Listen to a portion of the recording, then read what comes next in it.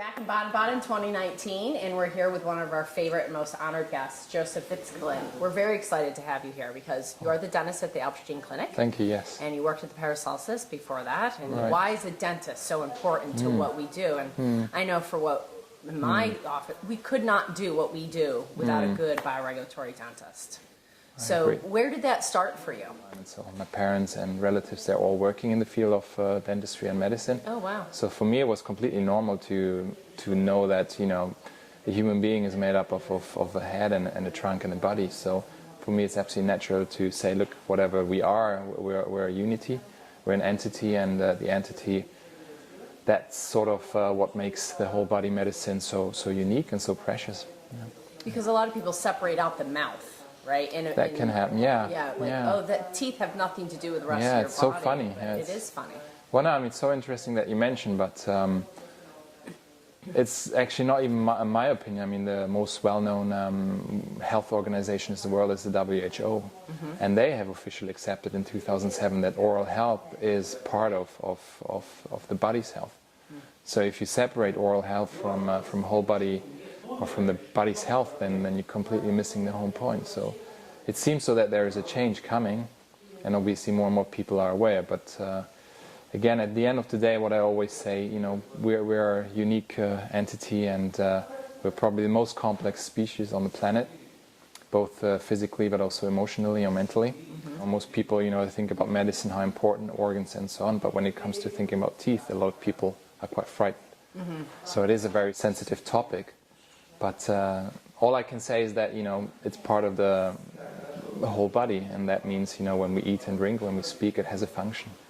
And this is why, from that point of view, also WHO, you know, which is classically conventionally run, even they understand that there is a certain link. So more and more the oral microbiome and the link of periodontal issues with health symptoms like cardiovascular diseases, diabetes, preterm labor, birth weight, PLBW, I think this is what you call it also in America, and even lung diseases. Yeah. So, I mean... Because these are living. Yeah, absolutely. Right? A lot of people just don't like think everything of that else. as living. Well, I mean, it's just like everything else in our body. I mean, our body is based on a living cell function. So it needs blood flow, it needs lymphatic drainage, it needs nutrition, it needs a good response, and it needs a good interconnection. Yeah. And have you seen...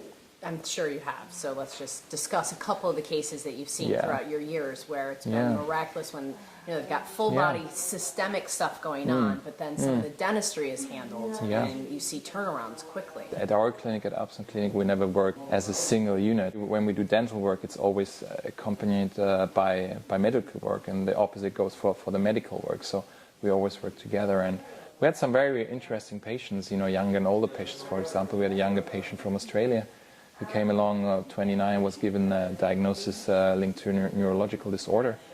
And she was already in a wheelchair having neurological signs and symptoms, weakness. And then we did all the medical support, and unfortunately she was really overloaded with dental metals. So we started to remove the dental metals, amalgam fillings. Amalgam fillings, yeah, amalgam fillings. Yeah, silver fillings. Which is really a misnomer. A silver filling isn't really silver. It's mercury. No. Well, I mean, that's the color. Tin, nickel, aluminum. Yeah, copper. and mercury. Which are all toxic. Well, I mean, according to, again, your public health department, which is the ATSDR in America, it has a certain potential toxic effect above a specific level. And again, we see more and more young people who suffer from this input of having dental field of disturbances, whether these are root canal treated teeth or amalgam fillings, metallic crowns, craniomandibular disorders, remnant jaw cavitations. These are all kind of mandibular disorders. Yeah, dysfunction. So this young woman came in. She has a neurological disorder. She's 29 years old. You start to replace her amalgam fillings with. First of all, you have proper procedure. So it's a very specific procedure with a bioregulatory dentist. Yeah, exactly. I mean, there are also protocols in America, but most important is to protect your patient and to protect the team working around the patient. And what does that mean, protecting the patient? There are some safety devices, like rubber dam, cleanup suctioner, specific... high-powered suction. Yeah, high-powered suction, and specific diamonds that you use to remove the amalgam in parts instead of drilling out and causing a lot of amalgam and consequently mercury vapors. So a lot of gas. So instead of removing the gas and drilling it out, you'll remove chunks of it in big chunks. Yeah, it's like having it's Halloween, having like a Halloween pumpkin. Right. And cutting up in pieces and taking out piece by piece. Sure. So from that point of view, it's quite interesting. And with her, we really looked into her case and did a great pre and after work also. Replaced those fillings which were smaller in size with hypoallergenic composite fillings. And hypoallergenic composite, so resin compound fillings. And the remainder where the tooth defect was just above a specific percentage of the tooth size, we just used ceramic restorations. So in form of inlays, onlays, crowns. Ceramic because it's biocompatible. Well, that's probably current. Yeah, I wouldn't say no issue. Anything that you put in the body stays a foreign body, but if you can pick between a metallic restoration and a ceramic restoration, certainly looking at the immunological state and the whole body medicine approach, that's the least interfering substance that we can apply from dental point of view. And so, fortunately, this young girl, 29, half years later, she's already out of the wheelchair. So 6 months later, she was out of the wheelchair. Yeah. The younger generations will develop diseases much sooner because we are constantly under influence of toxic load from our surrounding environment. Yeah. Right. So from this point of view, she was fortunate. So after 6 months, she was able to do the switch to get out of the wheelchair. Some people might need 3 months, other people might need 3 to 4 years. You don't know, but she was very fortunate, and we were very proud to be given the honor to help her in her healing and regeneration. So. And by essentially removing the blockade, allowed her body to go into healing capacity. Yeah, exactly. And then I'm sure you did other manual therapies and IVs and supportive therapy to help her drain out. Yeah. Because what you did as the dentist was stop the leak. Yeah, exactly. Correct? Like you got the silver filling out, the amalgam filling out, you stopped the leak. And then the medical side helped her body clean up. And I'm sure supplementation. Yeah, it's like a barrel effect, Whenever you stop filling up the barrel, you can reduce the symptoms and you can start regenerating health and body. Otherwise, you can have the risk of pushing additional toxic load into the body, even though you're detoxing. So she was a great example. Yeah, that's fantastic. And that's so rewarding, I'm sure. Yeah, very much. As a physician, to be able to help somebody to that extent. And also with other patients who had digestive tracts. There's also a lot of patients who have digestive tract disorders or chronic systemic diseases, lung diseases, breathing, COPD. A lot of them also have a periodontological background. So a lot of them have periodontitis, have root canal treated teeth. And we actually once had a famous reporter from Sky Sports, which is quite big in Europe. And she had exactly on those meridians, which was quite interesting, linked to the digestive tract and breathing and lung. She had root canal treated teeth. Unfortunately, with overfilled fillings and insufficient fillings, and consequently periapical infections. And also with her, together with a medical and dental approach combined together as a team, we were able to gently or minimal invasively remove the field of disturbances. In this case, these were unfortunately root canal treated teeth. And, so let's back up just a second. Yeah. So the teeth are on a meridian. Yeah, so exactly. So these are your reproductive organs, right? Yeah. Help me with this. You can see it in a way either, you go from the middle to the outside, or you can say whatever's in the midline is also in the midline of my body. Okay. Sort of. Okay. This is an easy explanation. Okay. And so these were the digestive teeth back here. Exactly, and molars. She was having a lot of digestive disturbances. Yeah, and recurrent upper respiratory tract infections. Upper respiratory tract infections.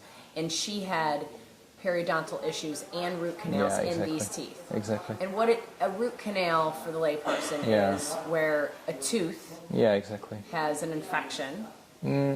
Yes, sort of. It can be an infection or it can be quite deep filling. But at the end of the day, again, you need to pull the root. Well, you have to pull the root canal or the nerve. There's a bundle inside the tooth root that you have to remove to get the patient symptom free, to make the patient pain free. So they leave the tooth in a root canal and pull out the root. Yeah, it's like having a dead finger and just pulling the nerve from a dead finger. Which would be crazy.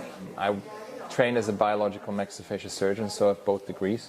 during my medical training, if someone would have told me, look, there's a gangrenous bowel, or there is a skin burn second, third degree, there is a dead finger, pull the nerve or pull the bundle and leave it on, they would have probably shot me. Right. So, you know, it's unphysiological. You need to have living tissue to work and function. So essentially, a root canal is leaving dead material in the mouth. Well, it's leaving a dead structure with a and what's so fatal about it is that a root canal treated tooth, you know, sits in an environment which is an open environment. So we breathe, we eat, we drink, and we swallow everything. And altogether we have millions of bacteria which are normally in a healthy constitution.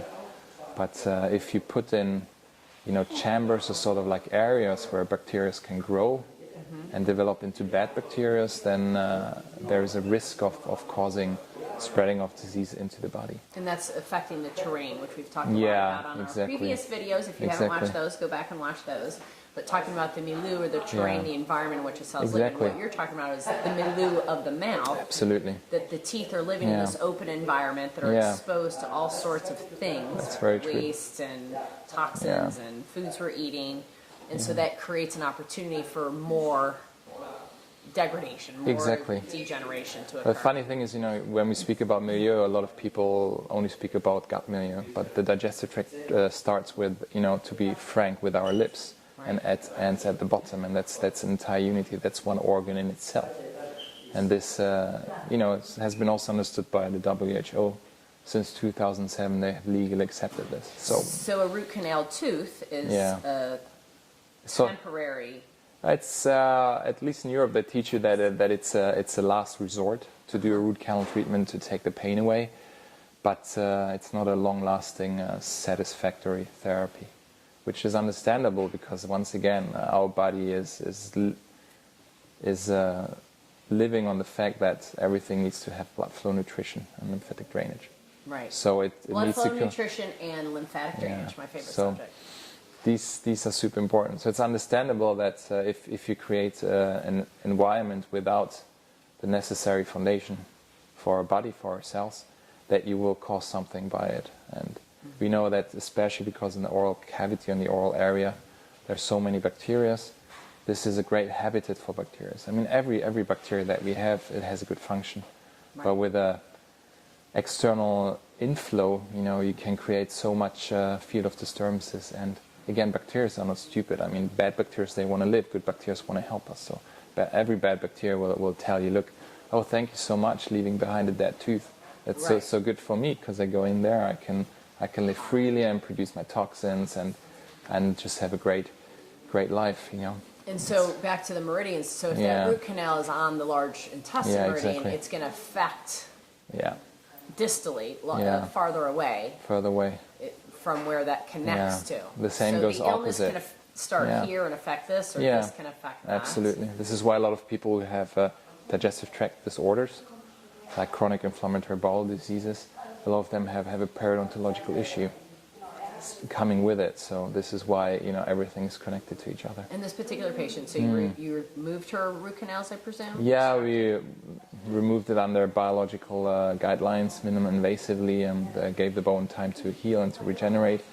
Then we adjusted her cranial-mandibular system, which is always very important when we checked her bites and her cranial-sacral rhythm. Yeah, so at the end of the day, you know, the lower jaw, that's part of the human posture. Mm-hmm. And whenever you remove teeth or you replace teeth, you have to make sure that the posture stays symmetrical and harmonic from the bite point of view, because this will affect the remaining human posture. So many people in America get braces. They do Invisalign. They do all this work on their mouth. And they never consider necessarily what that's doing to their neck and their back and their spine.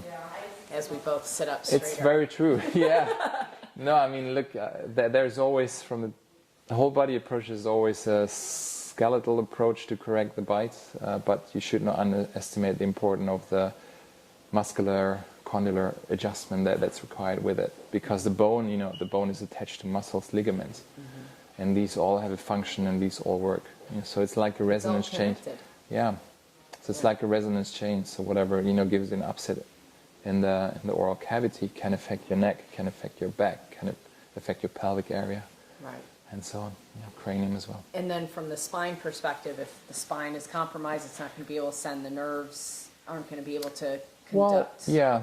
And then you're not going to get information to the gut. So even if you extract those teeth, that's not enough necessarily. Well, yeah, it's a part of the treatment approach that we apply at Alpstein Clinic. When clients go to their standard dentist, they go, oh, I want to get my amalgams out. I heard this was bad. Or they go to, oh, I want to get my root canal extracted. What would you say to them to educate them in regards to why they would want to seek out a bioregulatory dentist? I mean, in most cases, it's really the case that patients come to us who have been to many dentists, many doctors. So it's sort of like their last resort. But what we do is just to show them, according to evidence-based diagnostical tools, what's really happening in the body. So we really look at the causes instead of the symptoms.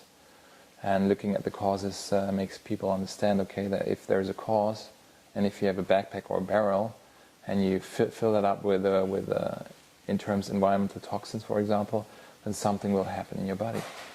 So I mean, from this point of view, we can only encourage and communicate openly with our patient, and show them the clarity that there is in whole body medicine.